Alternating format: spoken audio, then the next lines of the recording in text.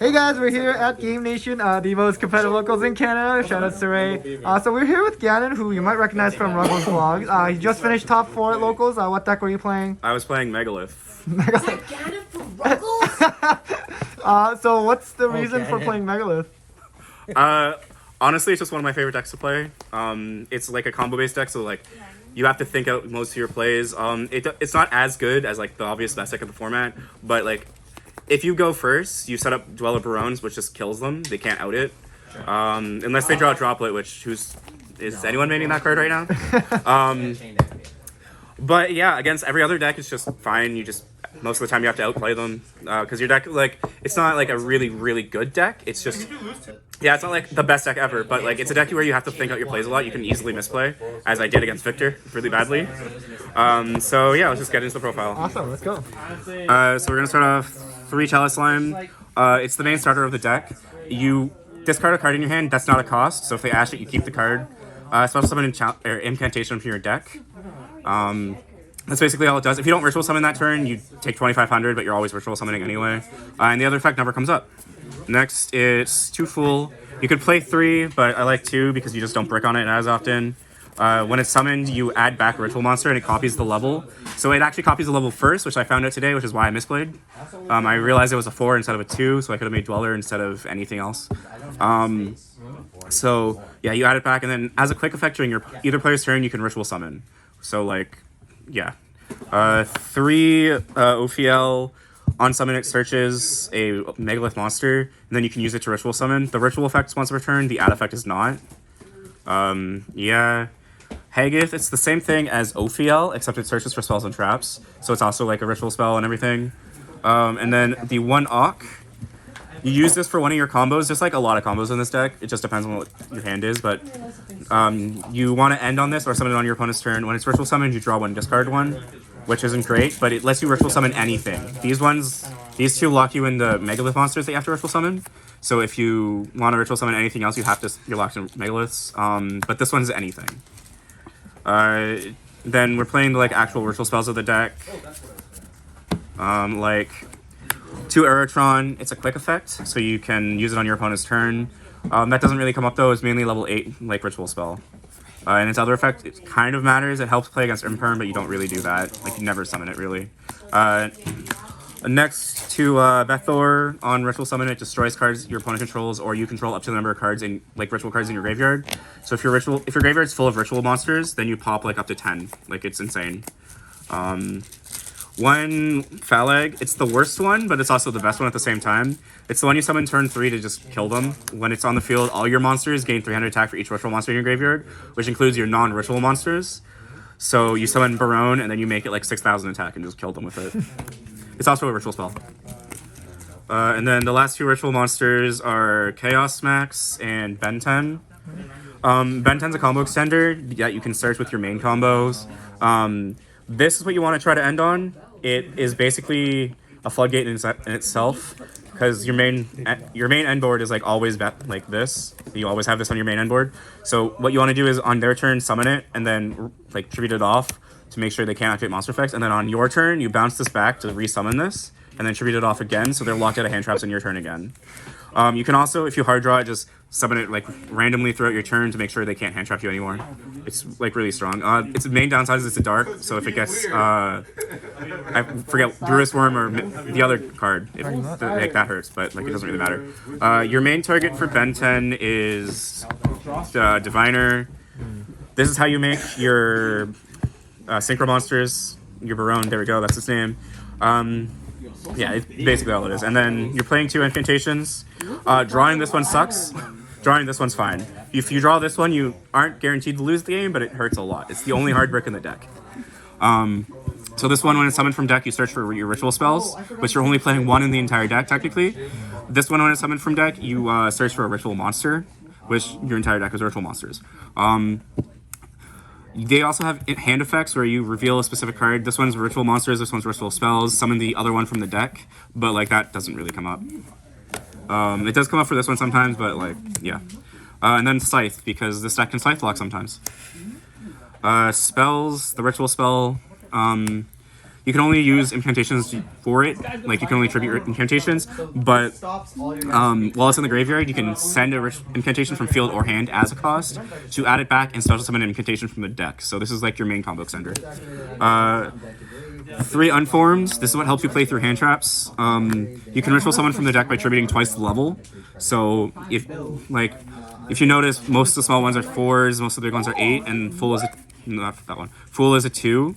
So it all adds up, like, math-wise, like, they all, like, go into each other. I can't find the Fool. Its other effect doesn't matter. And it's a quick play ritual spell, technically.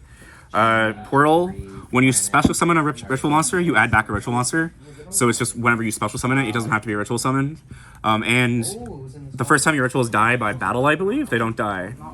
Yeah, by battle. They just don't die that turn. 3 Rhoda, because you kind of have to. It's a ritual-based deck, and your starter is level 7, so yeah.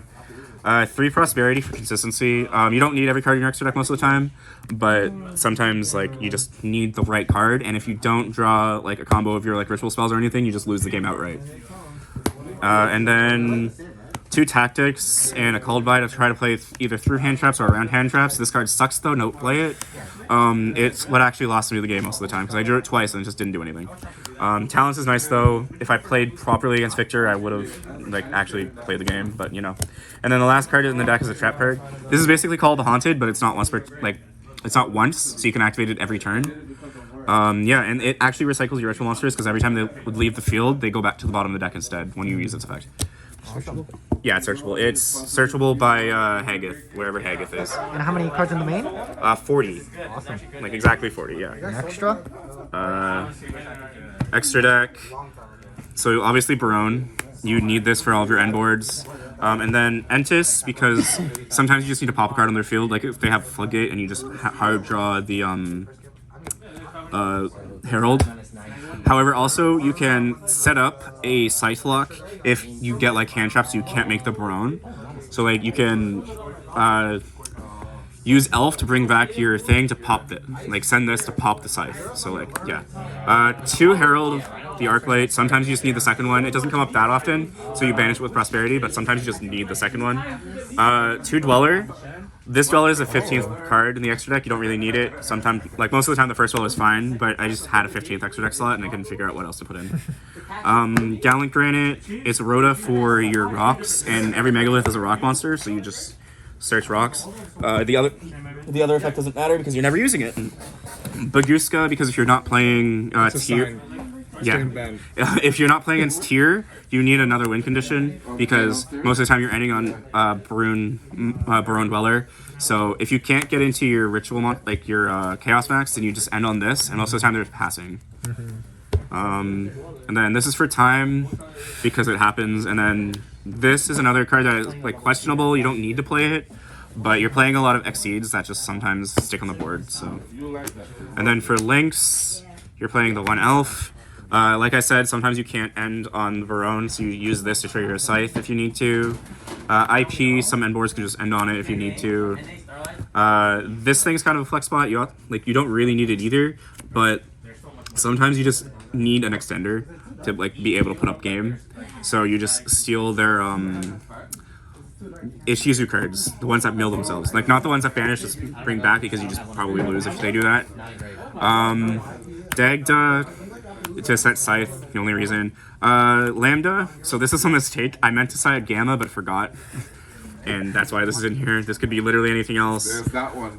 Unicorn, That one is expensive. because it pairs with IP and sometimes you just need it. And then this card doesn't exist. It was for a card I never cited. Oh, Yeah. okay. Just, you draw 1 sometimes. Sometimes it's needed. Side deck. Pankratops. I don't know why this is like this. It's okay against everything. Lava Golem. This card is mainly for Sprite. It sucks against tier, but sometimes you need to just out their board. This card I never sided in once. It kind of sucks. Duster. The 3rd Talents, because you have to go first sometimes. 3 Evenly. This card is nice. Like, really nice. I don't know why people are cutting it. Could just be me, though. And then 3 Goes in Match. Just because going first, sometimes you need a Floodgate. Like, That's it. You search through your deck so often that just whenever you resolve your prosperity that you just add it. And yeah, that's it. All right, now let's just move on to a quick little simple combo. So with most combos you need Chalice Slime. You don't have to draw Chalice Slime. I can show you a combo if you don't draw it, but like this helps out a lot. And then the next card you need is either one of these. It doesn't matter which one. I'm gonna show you this one. And then obviously you need another card in your hand, but yeah. So because you start with 5. So Chalice Slime, discard a random card. You're gonna be summoning Candle. Candle's gonna search for your ritual spell. And then you're gonna activate the ritual spell, tribute off the candle for Ophiel. Ophiel is gonna activate to search you Haggith. Then you can ritual spell, discarding Chalice Slime. Summon Talismandra. Talismandra is gonna search for Ben 10. Inception, tribute this off for this. It's gonna search you for your spells. Probably it's gonna be unformed most of the time, unless you already have unformed. Then you go for the field spell. Then you go unformed, tribute this off. Fool. Unformed has to summon in defense mode, so that's why that's there. Fool is gonna add back your Haggith, and then other effect you're gonna tribute off the Ben 10. Summon Ophiel. So Chainlink 1, Ben 10, Chainlink 2, Ophiel. Ophiel is going to search you anything you need. If you don't already have one of these guys, I'd probably recommend grabbing one of these just because it helps play through other things. And since you already have the Haggith, it doesn't really matter. I'm just going to grab this just for now. And then Ben 10 is going to search for Diviner. Then you normal Diviner. Send your Herald. Herald's going to search for this most of the time. It depends on what they're playing against. If you're playing against Tier, then you probably don't need this. But if you're playing against anything else, then you definitely do need this. You synchro off these two for Barone. And then Ophiel is going to ritual summon the Haggith, and Haggith is going to search you the trap card. Then you overlay these two for Dweller, and then set the trap card, and that's your basic end board.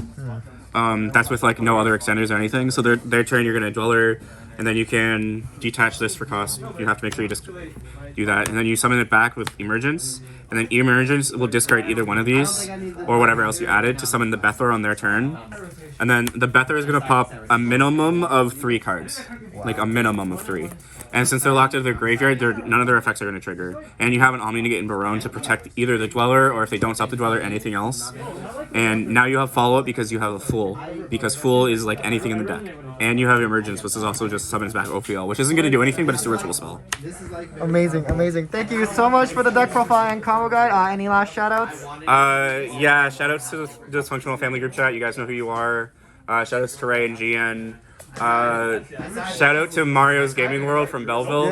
He asked for a shout out. So yeah. Always. So yeah, there you go. Amazing. Thank you. Take care, everyone.